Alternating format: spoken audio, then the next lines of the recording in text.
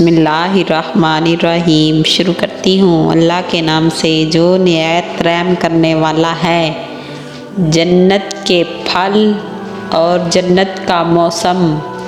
اللہ تعالیٰ نے ارشاد فرمایا ہے، جب کبھی یہ لوگ ان بہشت میں کسی پھل کی غذا دیکھیں گے تو کہیں گے ہر بار یہ تو وہی ہے جو ہم نے اس سے پہلے ملا تھا۔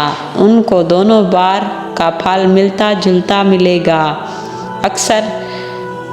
کثرت سے اکثر میوے ہوں گے جو نہ ختم ہوں گے، جیسے دنیا کے میوے افضل تمام ہونے سے ختم ہو جاتے ہیں، اور نہ روک ٹوک ہوگی، جیسے دنیا میں باغ والے اس کی روک تھام کرتے ہیں۔ ان دونوں باغوں میں میوے اور کھجور اور انار ہوں گے، اور ان کے لیے وہاں ہر قسم کے پھل ہوں گے۔ اس کی پہلی آیات میں تفسیر فرمائی ہے، جنتیوں کو جنت میں جو پھل ملیں گے ان کو دیکھ کر کہیں گے یہ تو ہم نے دنیا میں دیکھ چکے ہیں۔ ان کو رنگ اور دیکھنے میں مشابہ ملے گا، ذائقے میں مشابہ نہیں ہوگا۔ حضرت بن عباس رضی اللہ عنہ فرماتے ہیں کہ جو کچھ جنت میں ہے اس میں سے دنیا میں صرف اس کے نام ہی ہیں۔ اس تفسیر میں بیان کیا گیا ہے کہ ان دو باغات میں ہر میوے کے جوڑے جوڑے ہوں گے۔ دنیا میں کوئی پھل میٹھا یا کڑوا ایسا ہوتا ہے تو جنت میں نہ ہوگا، سب پھل میٹھے ہوں گے۔ رسول اللہ صلی اللہ علیہ وآلہ وسلم نے ارشاد فرمایا، جنتیوں میں سے جو شخص اس کا پھل توڑے گا تو وہاں پر ویسا ہی پھل دوبارہ لگا دیا جائے گا۔ میرے سامنے جنت پیش کی گئی، آپ صلی اللہ علیہ وآلہ وسلم نے ارشاد فرمایا، اس سے ایک کچا گچھا توڑا گیا تو دیکھا، لیکن میرے اور اس کے درمیان رکاوٹ حل ہو گئی۔ تو ایک صحابی نے عرض کیا، یا رسول اللہ، آپ ہمیں مثال سے وضاحت کر کے بتائیں کہ جنت کا انگور کتنا بڑا ہوگا۔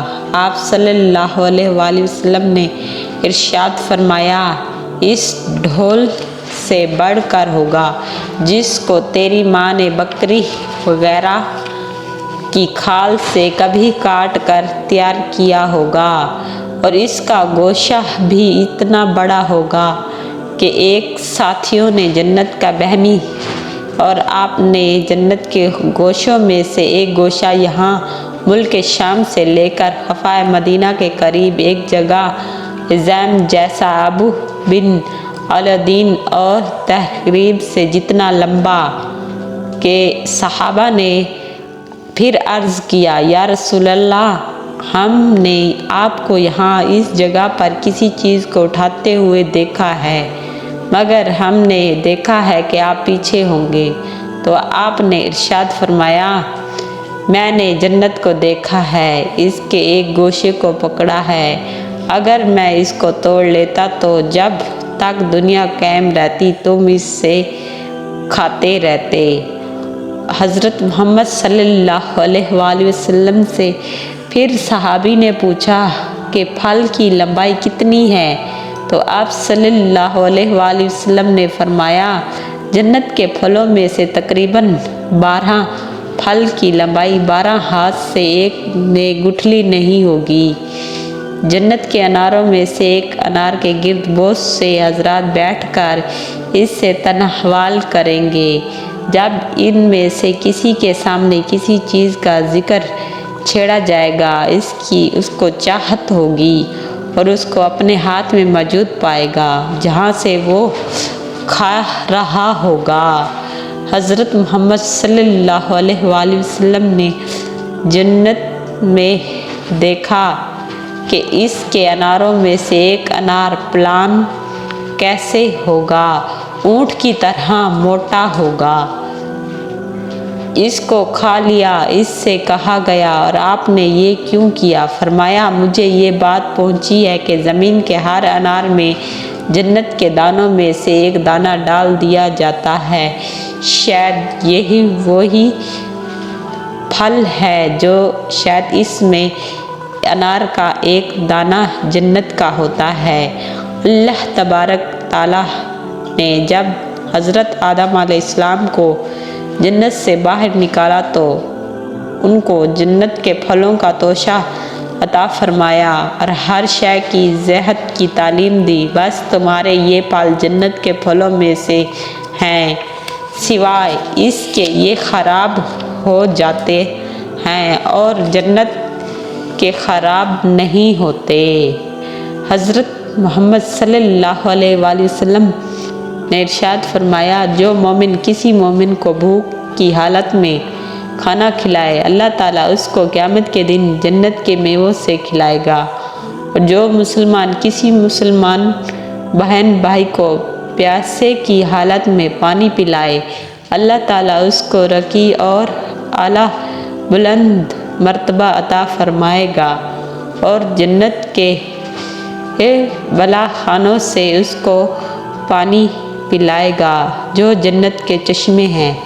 اور جو مومن کسی مومن کو جب اس کے پاس کپڑے نہیں ہوتے اور وہ مومن اس کو کپڑے پہنائے گا، اللہ تعالیٰ اس کو جنت کا سبز لباس پہنائے گا۔ جنت والے جنت کے پھل کھڑے ہو کر اور بیٹھ کر لیٹ کر جس حالت میں چاہیں گے کھا سکیں گے۔ لیمو جنت کے میووں میں سے ہے، جنتی اس سے انار یا لیمو کو جتنا دل چاہے گا کھائے گا، پھر وہ اس کو جس رنگ میں چاہے گا بدل دیا جائے گا۔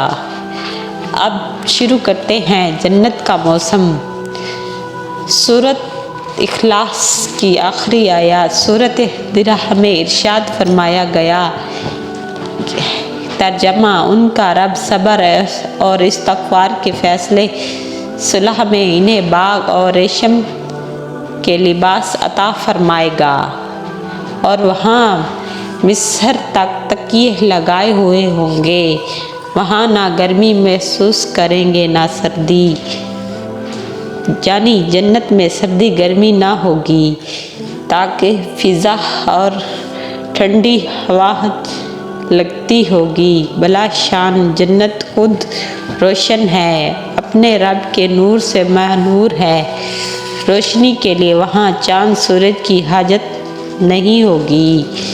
نماز فجر کے بعد سورج طلوع سے قبلہ آباد سے باہر گئے۔ اس وقت کا منظر دیکھ کر حضرت ابو لباب نے فرمایا، اس وقت جو فضا کیف اعتدال روشنی ہے، جنت کے متعلق اسی طرح کی فضا بیان کی جاتی ہے۔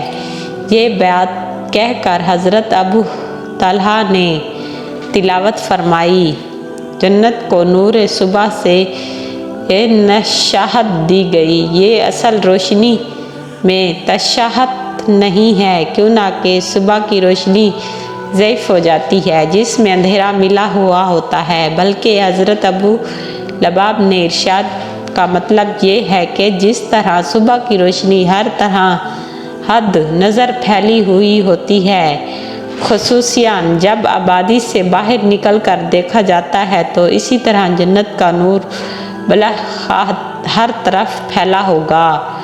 یہ تشبہ وقت صبح سے اور نور صبح سے نہیں ہے، اور جس طرح صبح کے وقت طلوع سورج سے پہلے ایک سانحہ پن اور کیفیت ہوتی ہے، خوشگوار متعلق ہوا کے جھونکے آتے ہیں اور ہر طرف روشنی دار سائے ہی سائے نظر آتے ہیں، مگر روشنی ایسی نہیں ہوتی جو آنکھوں کو چندھا اور اندھا کر دے۔ اسی طرح ہمی وقت جنت میں گہرائی سایہ رہے گا، فضا کے متعلق ہوگی، ایک عجیب طرح کا سایہ پن اور کیفیت محسوس ہوتا رہے گی۔ روشنی میں گرمی پیش نہ ہوگی، اور وہ روشنی جس قدر بھی تیز ہوگی اس کی وجہ سے سایہ ختم نہ ہوگا، نہ آنکھوں کو تکلیف ہوگی۔ جس جنت کا محکوم سے وعدہ کیا گیا ہے۔ اس کی کیفیت یہ ہے کہ اس کی عمارت اور اشتہار کے نیچے نہریں جاری ہوں گی اور اس کا پھل سایہ ہمیشہ رہے گا۔ جنت میں لوگ ہمیشہ ہمیشہ رہیں گے۔ جنت میں ہمیشہ سایہ رہے گا۔ جنت نے سائے کو الزحت فرمایا کہ اچانک جو لوگ ایمان لائے، نیک عمل کیے اور ان کو ایسے باغوں میں داخل کریں گے جن کے نیچے نہریں جاری ہوں گی، ان میں ہمیشہ رہیں گے۔ وہاں ان کے لیے پاکیزہ بیویاں ہوں گی اور ان کو گنجائش سائے میں داخل کر دیا جائے گا کہ جنت کا سایہ جو بہت اعلیٰ، عمدہ اور رونق دار ہوگا۔ اللہ تعالیٰ نے ارشاد فرمایا، جنت کے حسین منظر رکھنے کا ارادہ کرو اور استغفار پڑھا کرو، قرآن مجید پڑھا کرو۔ 5 وقت کی نماز پڑھنے سے اور اس کے ہر کام اچھے طریقے کرنے کی برکت اللہ تعالیٰ سب کو نصیب فرمائے اور عوام، علماء، طالب علم کو اس سے استغفار کرنے کی توفیق بخشے۔ ان اعمال اور انسانات پر جس کے صلے میں اور سلسلے میں اللہ تعالیٰ نے داخلہ جنت کی بشارت دی اور اس کے رسول اللہ صلی اللہ علیہ وآلہ وسلم نے اس کی راحت امت کو آگاہ فرمائی، اس کی قدر اور منزل اس کی ہم سب کو توفیق عطا فرمائے۔ مجھے اور میرے تمام سننے والے کو اپنے قریب خاص اور جنت میں حضرت محمد صلی اللہ علیہ وآلہ وسلم کی زیارت نصیب فرمائے۔ خدا کرے میری زندگی میں یہ کتاب اپنی تمام رہنمائیوں کے ساتھ منظر عام پر آئے اور میرے متعلق تمام مسلمان سننے والے بہن بھائی کو آنکھوں اور دل کے سکون محفوظ فرمائے۔ ایمان صحیح ہونے کے بعد اللہ تعالیٰ نہ صرف یہ کہ ہر نیک عمل کو جو اخلاص سے کیا گیا قبول فرماتا ہے اور اس کا اجر کم از کم 10 گنا بھی عنایت فرماتا ہے۔ جتنا اخلاص کا عامل ہوتا جاتا ہے، عمل اس کا اجر بڑھتا جاتا ہے۔ اللہ کی ایک نیکی کا اجر 700 گنا بلکہ اس سے زیادہ اللہ تعالیٰ جتنا چاہے بڑھا دیتا ہے۔ یہ اللہ تعالیٰ کے لیے کوئی بھی مشکل نہیں۔ یہ دنیا اور آخرت کی کھیتی ہے، یہاں جو بوئے گا وہی آخرت میں کاٹے گا۔ نعیم کے درخت بو کر ان سے آم توڑنے کی امید کرنا یہ ایک دھوکہ اور فریب ہے۔ اللہ تعالیٰ تمام مسلمانوں کو اچھے کام کرنے کی توفیق عطا فرمائے۔ ہماری ویڈیو اچھی لگی ہو تو لائک کریں، سبسکرائب کریں اور شیئر کریں، کمنٹ میں اپنی رائے کا اظہار کریں۔